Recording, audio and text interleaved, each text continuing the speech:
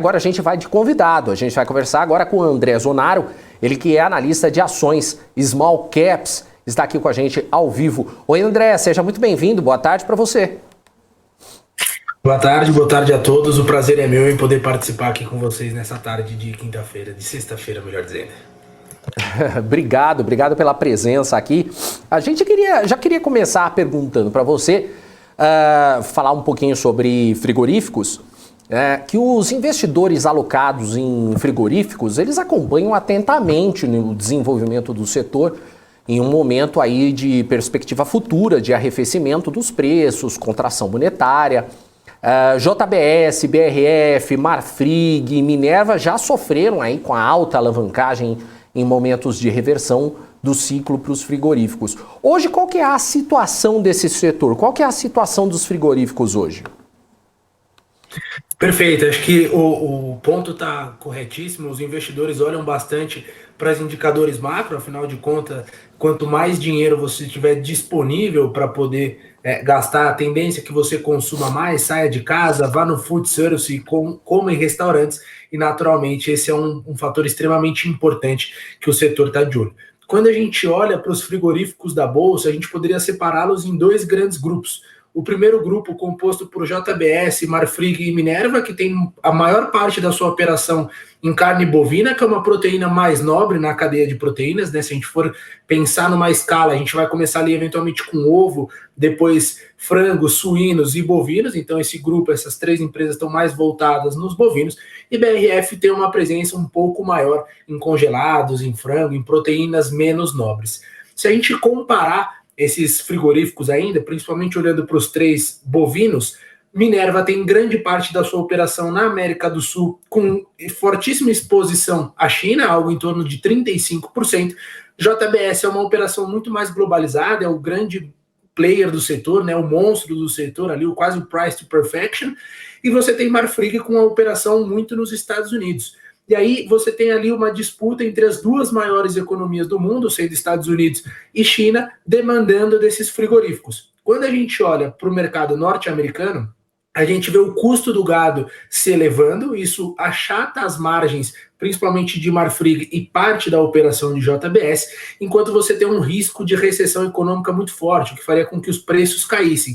Então você acaba diminuindo uma margem desses frigoríficos que já é um cenário de margens bastante apertadas, né? Vale lembrar aqui que um frigorífico ele ganha dinheiro entre a diferença que ele paga na proteína que ele tem com o pecuarista versus o preço que ele vende na ponta. Então ele tem essa diferença. E aí a perspectiva é que nos Estados Unidos isso se achate.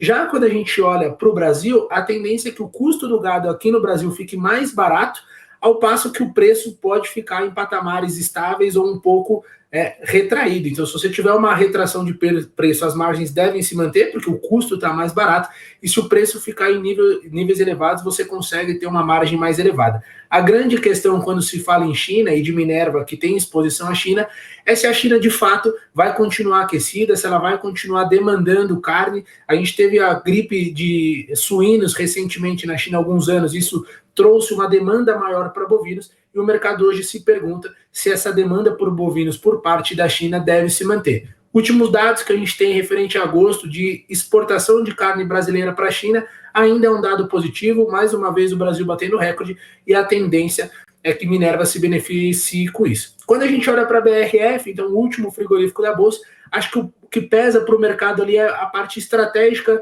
do frigorífico, então o mercado ainda está um pouco cético em relação à estratégia, algumas decisões não tão bem tomadas nos últimos tempos, isso traz um pouco de incerteza para o mercado, e também um risco de alavancagem maior, né? Esses frigoríficos acabam operando com uma alavancagem razoavelmente próxima do limite que o mercado entende que é razoável, ali perto de 3 vezes dívida líquida e EBITDA, e aí o mercado olha para a BRF com um pouco mais de ceticismo, e por isso que as ações acabam sofrendo um pouco mais, chegaram até a cair 10% logo na sequência da divulgação dos resultados. Então hoje a gente tem 4 frigoríficos na Bolsa, algumas operações parecidas, destinos um tanto quanto diferentes, e aí perspectivas diferentes. Mais uma vez, o mercado está ali observando atentamente a economia americana e chinesa para tomada de decisão em relação aos frigoríficos. Boa, você deu uma explicada boa aí nessa geral. Eu queria agora pegar assim de uma outra forma. Pela ordem aí de valor de mercado, a JBS ela lidera não só o mercado brasileiro, mas também o mundo, né? Durante o segundo trimestre, a companhia ela ultrapassou a Nestlé e figura aí no topo das empresas de alimentos no planeta em termos de faturamento. Você estava falando no mercado asiático. O mercado asiático ele continua sendo o local preferido da empresa? O mercado asiático ele é um mercado extremamente importante para todo mundo que quiser se posicionar, e com o JBS não é diferente. A gente está falando de um país de proporção de população gigantesca. A gente está falando de um país aí que é 2, 3 vezes os Estados Unidos, o Brasil. E aí, naturalmente, se você tiver um avanço da economia chinesa, um avanço do consumo chinês em relação a proteínas, isso sim pode ser um fator extremamente importante. E a gente tem visto algumas mudanças nos últimos anos, quando a gente olha para o histórico de comportamento do chinês, o chinês tem viajado mais, né? Então ele tem se ocidentalizado mais, participado mais da cultura ocidental, e com isso ele consegue estar exposto às novas alimentações, novos produtos, em parte de informática, e com o alimento não é diferente. E aí a evolução da economia chinesa também faz com que você tenha mais chineses saindo ali de uma classe baixa para uma classe média, eventualmente para uma classe mais alta, e aí é natural que você consuma um pouco mais de carne bovina, que você vai procurar alimentos com uma qualidade um pouco maior. Só para a gente trazer dados e poder exemplificar, se a gente pegar o consumo de carne per capita na América Latina, a gente vai estar falando algo em torno de 45 quilos por habitante.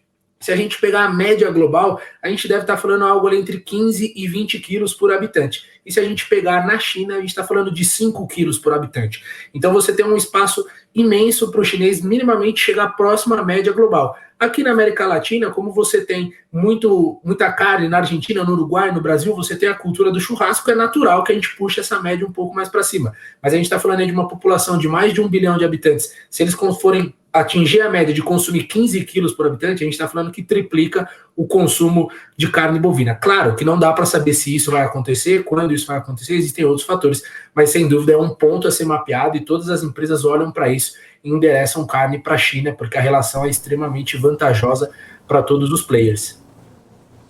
Ainda falando aí do mercado asiático, a gente está percebendo aí que a China ela não está com medo de fazer lockdown. Se tiver que fazer lockdown, eles vão fazer lockdown. E o mercado fica um pouco apreensivo com essa situação por parte da China. Mas esses lockdowns na China, eles estão prejudicando as empresas em geral, especialmente, por exemplo, a BRF, que anda sofrendo muito com essa questão chinesa. Como é que fica a situação dos frigoríficos de uma forma geral, pensando nessa questão dos lockdowns e parando tudo lá na China? Sem dúvida, o lockdown ele atrapalha imensamente o mercado de frigoríficos. Se a gente for pensar olhando para o segundo semestre, sazonalmente é um semestre mais forte, então as principais vendas são concentradas no segundo semestre, principalmente no quarto trimestre, por conta de Natal, Ano Novo, muita festividade, o Ano Novo chinês, o Ano Novo de uma maneira geral no mundo ocidente. Isso é extremamente importante. A partir do momento que você tem um lockdown, isso com certeza afeta. O que a gente tem observado é que, principalmente das proteínas mais nobres, e aí a gente fala de proteína bovina, há uma compensação entre preço e volume. Então, por mais que o volume caia, que você exporte menos ou que a China receba menos, o preço tende a neutralizar esse efeito. Quando a gente olha para o caso da BRF, já é um pouco diferente, porque o preço não está tão elevado e os custos estão muito altos, né? Quando a gente fala dos principais insumos ali da BRF, a gente está falando de a parte agrícola, né? Grãos, soja, e isso também subiu no mercado. Então você não consegue ter essa margem de gordura como você tem em carne bovina. Então o lockdown ele atrapalha sim o volume. O que a gente tem visto são lockdowns pontuais, então a China não fecha de maneira completa, você fecha algumas cidades, algumas muito importantes, com milhões de habitantes, mas se isso vai acontecendo de uma maneira pontual, o efeito consegue ser controlado, ele consegue ser minimizado. Claro, se isso se estende por um período maior ou abrange uma quantidade de cidades maior, aí com certeza o impacto começa a machucar um pouco mais, principalmente num trimestre mais sazonal, como é o final do terceiro trimestre que a gente está agora, e o começo do quarto trimestre que a gente deve entrar aí em 14 dias aproximadamente. Legal. Queria falar agora mais de uma última empresa. No segundo trimestre, a Marfrig ela enfrentou aí uma forte desaceleração no mercado americano, que foi parcialmente compensada aí pelo bom desempenho da operação na América do Sul. O crescimento da dívida da companhia é explicado pela variação cambial?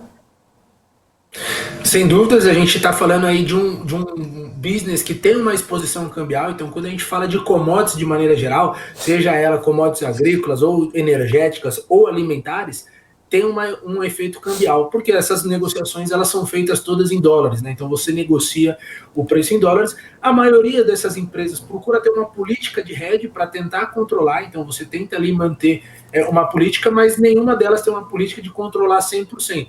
Então haverão momentos onde as empresas conseguem ganhar por conta da variação cambial e há momentos que elas também perdem. A tendência é que, se a gente analisar isso num período de tempo um pouco maior e mais esticado, é que isso vá se compensando ao longo do tempo. Então, em um trimestre ela tem um resultado muito bom da parte financeira por conta da parte cambial, em outro trimestre ela pode ter um resultado não tão bom. Claro que quando você olha a foto de um único trimestre, você pode estar pegando um trimestre bom ou um trimestre ruim, mas sem dúvida nenhuma é um ponto extremamente importante para as companhias olharem e para os investidores que estão querendo investir nessas empresas também acompanharem todo esse aspecto, porque aí vai bater em resultado, vai bater em dívida líquida, tem uma série de indicadores ali que podem sim ser prejudicados, então é sempre importante ter isso no radar.